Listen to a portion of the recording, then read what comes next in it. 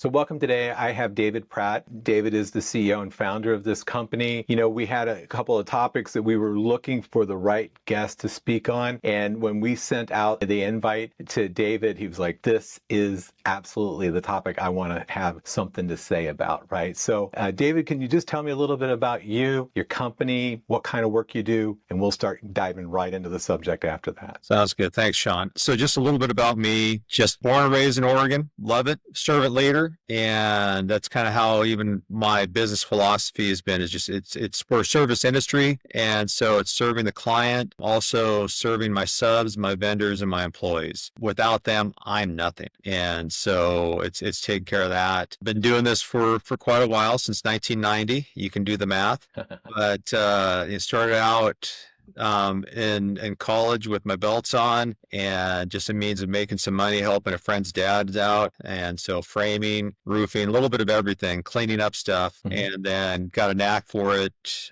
project management, project coordination, sales. And so all these years later, here I am doing my own thing. Yeah. And tell me all the services that you offer with Exteriors First. So Exteriors First, I do, we're roofing, siding, and basically anything exterior. So roofing, siding, painting, skylights, decking, fencing, all those aspects. And then I do consulting as well. So was an adjuster for 12 years, large loss, commercial, and residential complex loss. And so know the industry, now still doing consulting, helping out if there's conflict resolution between the adjuster and the contractor, getting to an agreed settlement so that the project can move on and not get rid of delays. And then also do investigation for some of my clients too, where they're like, hey, we're checking on this, contractor defects, different things like that, to be able to come in and say, yep, that's a legitimate contractor defect, or nope, that's just deferred maintenance. Got it.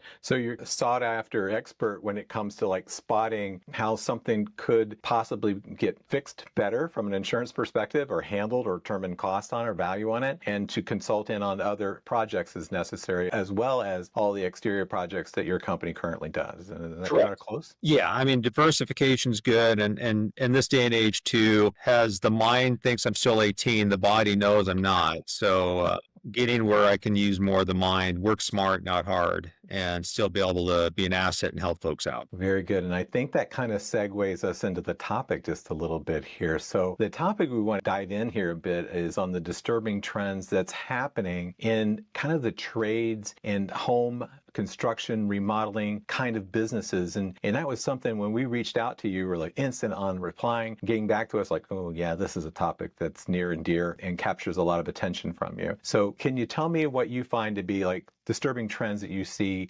in the area of construction, in the trades in general? The big thing, we talked about this a little bit, was just aging out. The average age of somebody in construction, at least my experience, is probably 45 plus.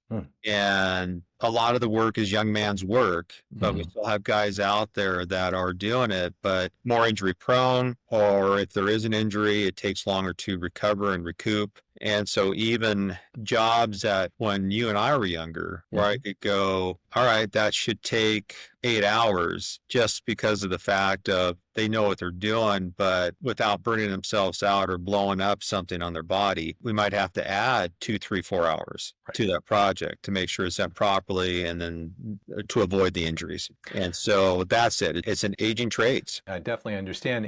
And I see that too. And why do you think that is? Why do you think that's something that's occurring these days when you have so many people that seems like they're able-bodied and could be working and possibly succeed in the trades? Some of it, I think there's been such a big focus, especially over the last 20 years, where physical labor, the trades, it's almost frowned upon. It looks like it's below people. It's menial labor. No pride in it. No feeling good about it, even though there's a lot of money to be made. But it's just, for whatever reason, and part of it too, maybe the younger millennials, Gen Zs, as far as working a job that you might get hot and sweaty on, and your muscles will let you know that you worked a hard day. Maybe that just for them is like, oh, I don't know if I can do that, but it's really rewarding. But there's unicorns out there and the younger people, but like I said, the unicorns, it's rough, hard to find somebody who's willing to do that and sees the potential too. It's not like I'm not going to be in the trenches all my life. And I think that's part of the problem too, is a lot of these younger kids think, oh, I'm going to be stuck as a helper, carpenter for the next 30 years. Like, no, maybe 5 or 10, but as you get more experience, you're going to work up into that foreman and that superintendent level, but getting them to realize that those opportunities are there. Right. I think it's kind of like in a white collar job, the guy starts in the mailroom or whatever, begins to learn everything about that particular business, and next thing you know, he's running the company, right? So why couldn't that happen in the trades? And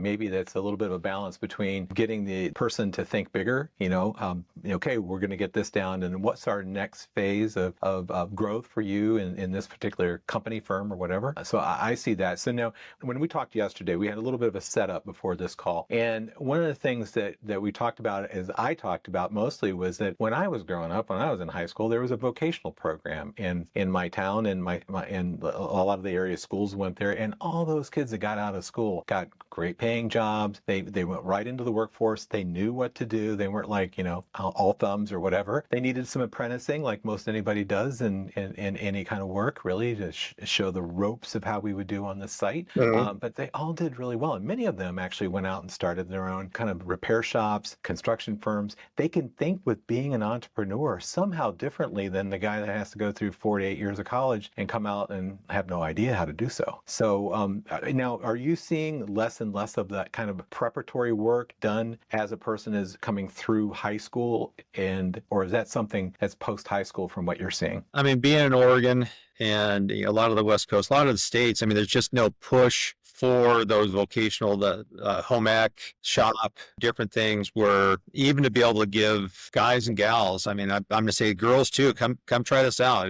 Nothing the matter with it, especially since they tend to have a little bit more attention to detail skills than the guys, but it's not taught. It's not encouraged. And so you don't really see, there's really not even that much marketing for trade schools. But like you said, when we were younger, it was something that was started sophomore, junior, senior year of high school, and potentially there would be an apprenticeship program that would be right after high school. So within a year, 2 max, depending on the trade, you could be out making a very good blue collar living. Absolutely. Could do quite well. I think I told you yesterday that I had an outlet problem that I couldn't resolve and had to bring an electrician who was there for like 4 minutes and $250 as he walked out the door. I go, doctors don't even do that good. I think there is a tremendous opportunity. The market has to be ripe, because when you got supply and you got demand, but when you have a shrinking workforce, like my background is a physical therapist, that's my background. So I've been coaching, consulting these kind of guys for a long, long time. And we've had, in the physical therapy world, we've had 38,000 people kind of drop out of the workforce and added only 18,000. So eventually it's like the difficulty finding people becomes significant. And I imagine it has to be the same in trades, of like finding guys. You kind of have to grow your own, so to speak, maybe different than maybe what you might have thought of years ago, but you're growing your own when you're looking at personnel, you're trying to build something there, right? And so do you find that there has to be kind of a long runway when it comes to bringing a guy in and bringing him up to speed, or do they catch on pretty quickly? It's hit or miss. It really is. I'd say out of every 10 younger folks in experience, so helper, apprentice level skill, 9 are going to wash out or just not going to be a good employee. It gets to a point where either they're not listening, too many mistakes, or you can just tell it's like they hate their job. And I don't want somebody coming to work that hates what they're doing. But you do get that one that loves it, learns it, and sees the potential. They understand that they're not going to be stuck in the trenches. And I'll go through and, I may start them out. I mean, we're typically maybe at the lowest end, 18 an hour, but typically around 20 an hour to start. So, and that could be a high school kid even. If you're out there earning it, then we're going to take it. And the market for me will usually bear to be able to support paying them that. But if they're a hard worker, smart worker, and willing to learn, and also show that they don't need a whole lot of micromanaging supervision, that they can do their job, then I'm going to bump them up and pay. And then usually within 2 years, if they show that they've learned everything, I'm going to move them up into a journeyman level. And then if they continue, and I've had a few where they were just, here they were 24, 25 running crews of guys that were 10, 15, 20 years older than them. Mm-hmm. But because they were smart and they knew what they were doing and I could trust them. It wasn't a matter, I could spot check, but I didn't have to go out there and say, Right. please let nothing go wrong. They took care of stuff. They were responsible. Yeah, in the course of running this podcast, I've found that for many people that are like maybe not the owner, but they're like the VP, or maybe they're the CEO and there's a founder off who's, on the beach retired. But The goal. that's what we want. And they all came up from the bottom. Every single one of them came up from the bottom. None of them were imported in from some larger firm. They all earned their stripes and grabbed a skill and improved upon that. And you find in a lot of professions that you don't necessarily have as much upward mobility as you think. Yeah. Even though you walk out with a doctorate or a master's, bachelor's, whatever, you're going to do a job and the range of which you're going to grow in that job is going to be very small unless you decide to go into entrepreneurship of some sort. But when you take somebody from the trades, a guy can come kind of fresh out of high school if he has a drive and ambition, learn, step in, capture the attention of the boss. I always find that the easiest way to move up in an organization is find out what the boss wants and just do that. It's not really more complicated than that, So It is. I mean, you don't want ghosts. I mean, that's one thing I found too, is they don't necessarily have to spotlight, but you don't want ghosts either. And so if they're out there and they're taking, and you can see it, they're taking the initiative, and clients talk about them, even their former supervisors will talk about them, or their supervisor at the time is like, man, this kid's got it. And they take on the responsibility, or I had to show him twice and he had it, and basically got to the point where he's telling me, no, I got this, just get out of my way, I'll take care of it. But they know what they're doing. So those are the ones, and like you said, I think a lot of young people assume that within 2 or 3 years, they're going to be in that superintendent or senior project manager level. It's like, maybe 10, but not 2. There's too much to know. There's too much to know to be able to get to that point. Again, physical therapy is what I grew up with, right? And I had my own practice, and I had a 17-year-old girl who handled all my finance. She was still in high school from the vocational program, and she babysat my kids, and it was like, you let Jennifer handle that? She's more competent than most people who work here, but they were trained for that type of job. And now when you get somebody who's a shining star, do you kind of masterpiece or paint out like what it could be, or set any kind of targets for the guy to grow professionally in the exterior business? Well, right? It is one of those, like, because you get that 1 out of 10. That's right. So it's weeding through to find out because obviously at our levels, time is money and it's value. Yeah. And so, but I try to mentor everybody. So it is seeing who's going to take it and listen, and who's going to be just like, yeah, whatever. So if I've got somebody who is generally interested in construction industry, then I will sit down and kind of help map it out, mentor them. I mean, maybe it is do some college, maybe go and get some construction management or construction engineering. You get your certificates, get your project management certificate, get your expert estimator certificate. Take those times to do it. I mean, I've even had some kids in the past where worked me as high schoolers, left for 4 or 5 years to get their college degree and do their thing. And then 6 years later, call up and say, do you have a job for me? Yeah. Or even at the standpoint, hey, could I get a reference? I am going for a project management position at this company, and be able to say, yeah, absolutely. And congratulations, way to go. Absolutely. But yeah. So it's just those benchmarks, and help them do it, and then get out of the way, or at least spot check. It depends on how much mentoring they want you to do. Surely.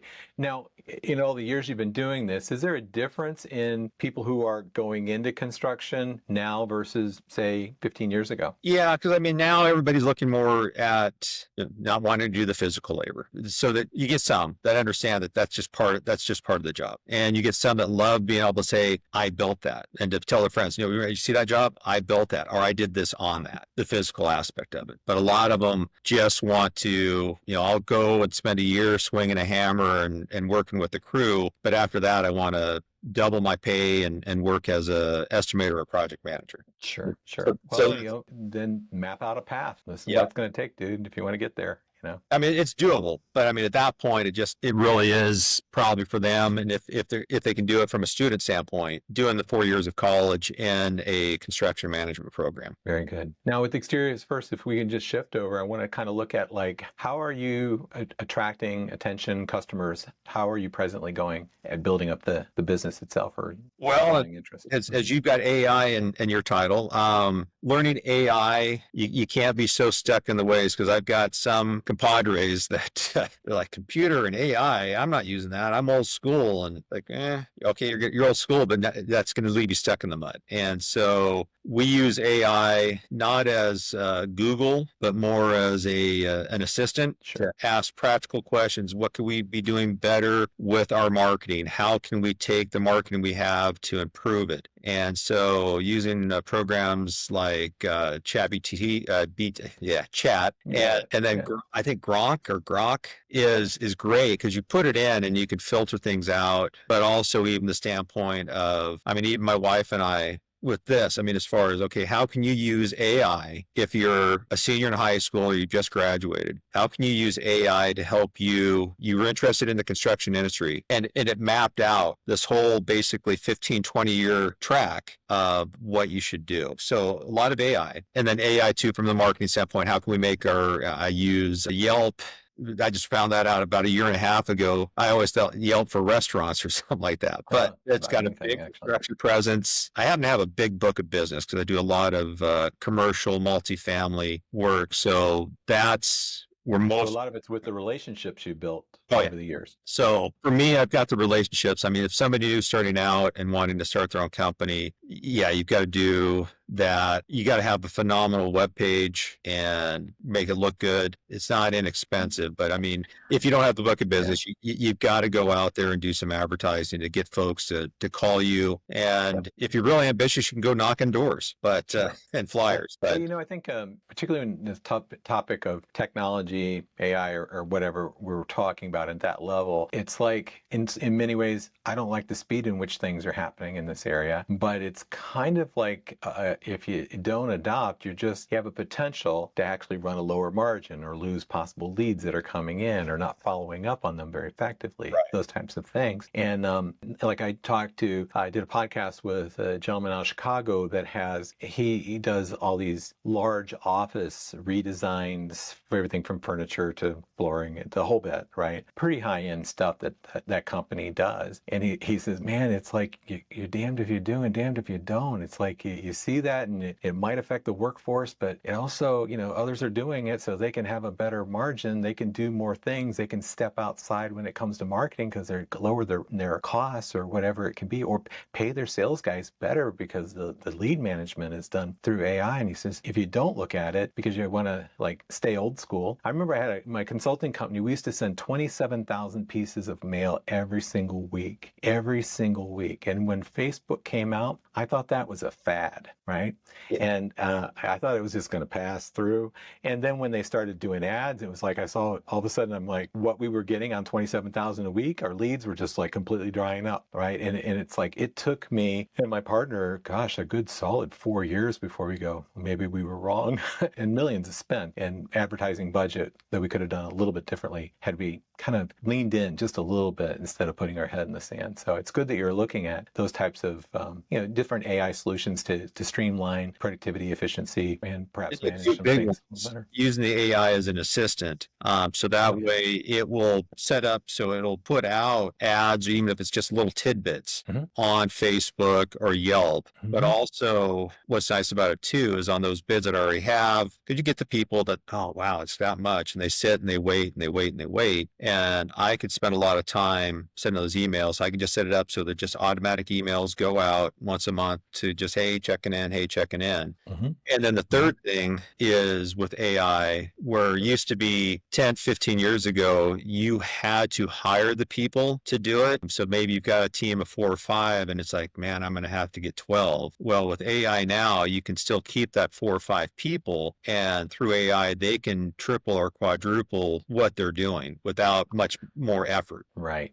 And I think also where there's benefits in that is that, sometimes you have to nurture a guy for a little bit, right? He's not like, I need a new roof, right? I'm just taking a look at, might want to do something in the next few months. months, and that lead could be long gone if we don't have at least some systems in place that can follow up. But if you can automate that, you kind of imagine a sales rep that doesn't need a coffee break. It can make a sizable difference, but I'm personally not a fan of the guys that do like the voice AI and try to pretend it's human. Yeah. I think, there's going to be the awkward moment where you figure it out and you're not going to be happy about it. Or you could say, I'm an AI assistant for blah, blah. I'm actually trained to answer most any question. And if I cannot, I can route that to somebody who can. Yeah, to get that transparency, like you and I talked about, that transparency that's there, because it bugs me when I call up, hi, this is Susan, and Susan's not Susan. That bugs me, but I like what you talked about too yesterday with the texting, where you got folks like, oh, they're so pleasant. I want to meet them someday. And it was just an AI text bot that was taking care of the questions, getting what they could out, and also taking information in so that you could review it and then get back.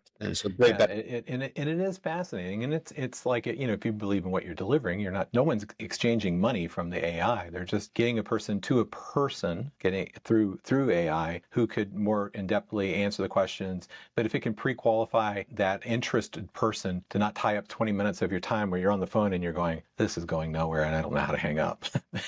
But it's 20 minutes I'm never going to get back, and you can have the AI do it for you. And because they're saying they're an AI, right? Had one that had a company that sold roofing. The test on it, the guy called, the lady answers the call for the roofing company. She's an AI. And he says, I'm thinking about getting a new roof. You having problems? He talked about it. I want to get it in about 6 months. She says, okay, well, why don't you call us back in 6 months? Because you're not going to start a project in 6 months in the future to do a roof, right? Yeah. And he goes, no. He cuts her off, says, I want to do it in 2 months. And she goes, okay, well, let's talk about that. And so she started arranging for someone to come out and take a look. And then he says, hey, I saw on your website you do solar. Yeah. Well, how does that work? She answers those questions. So is there any tax rebate? And yeah. And she's able to answer all these questions. But the whole time he knew it was an AI. And it was smooth, and we don't have any big lags. And it used to be voice AI had big lags, right? And you're like, are you still there, kind of thing?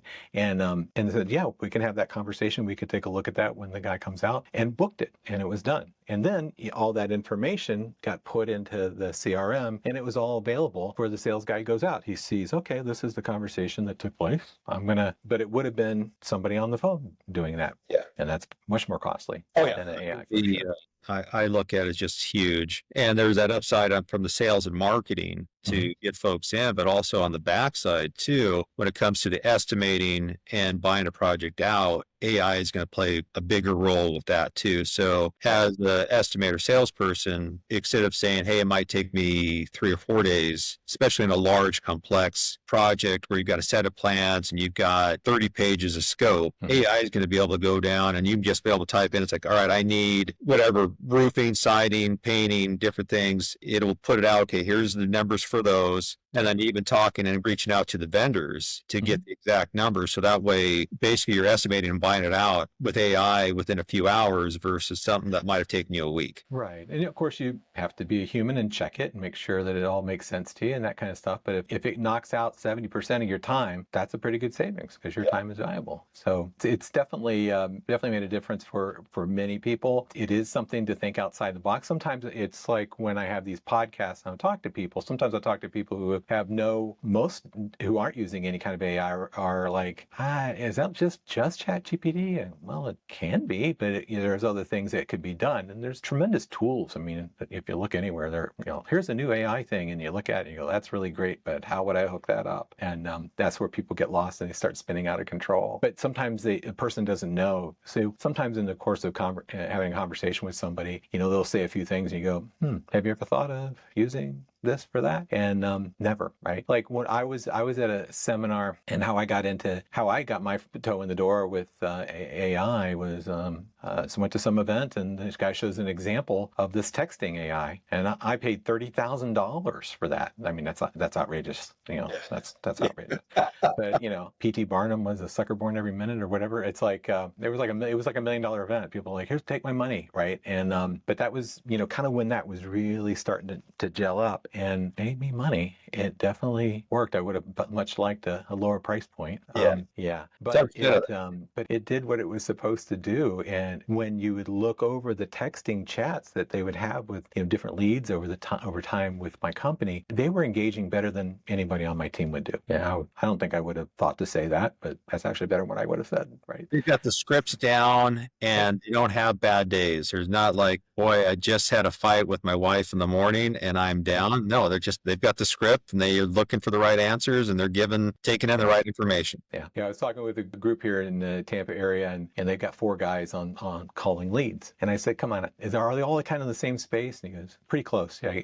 Can they kind of hear each other?" Well, they could, but they're kind of have their own space. And I said, "So does this happen? They call somebody, they get them on the phone, and then they either want to high five the guy next to him, right, because they got him booked for something, or he wants to complain about the guy because he was a bit of a jerk." And so you got 2 people drinking coffee talking about how rotten that was, and they're not on the next call. At least the AI is just like done thing, doesn't get their feelings hurt, and keeps on going.